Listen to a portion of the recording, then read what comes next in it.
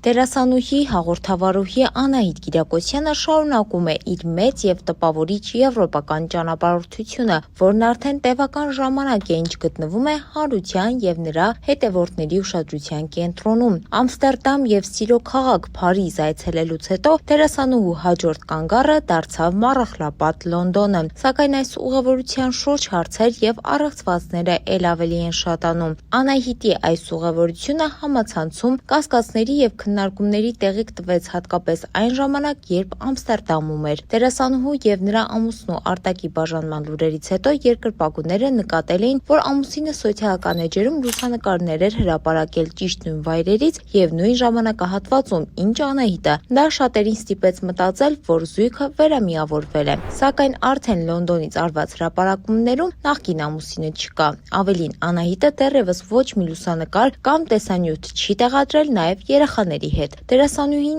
այս պահին բացարձակ միայնակ է վայելում Մեծ Բրիտանիայի մայրաքաղաքը։ Այսօր արդեն Անահիտը նոր և շլացուցիչ կադրեր է հրապարակել հենց Լոնդոնից, էմոցիոնալ կերպով նշելով երազանքները կատարվում են։ Դերասանուհին հետևորդներին ցույց է տվել այն շքեղ հյուրանոցը, որտեղ պատրաստվում է գիշերել և կիսվել իր առաջիկա պլաններով։ Անահիտը հայտնել է, որ պատրաստվում է քայլ առ քայլ բացահայտել Լոնդոնի ողջ հմայքը և պատմությունը, սակայն դերասանուհին շեշտել է, որ իր լոնդոնյան արկածների ամենակարևոր և պարտադիր կանգառներից մեկը լինելու է տեղի հայկական եկեղեցին։ Թե ինչ նոր բացահայտումներ կանի Անահիտը և արդյոք կադրերում ի վերջո կհայտնվեն նրա երեխաները, թե նա միայնակ է եկել, ցույց կտան նրա հաջորդ հրապարակումները։ Դե ինչ, այսքանն էինք պատրաստել ձեզ համար։ Թամարա Քալանթարյան, Օրագիր Նյուզ։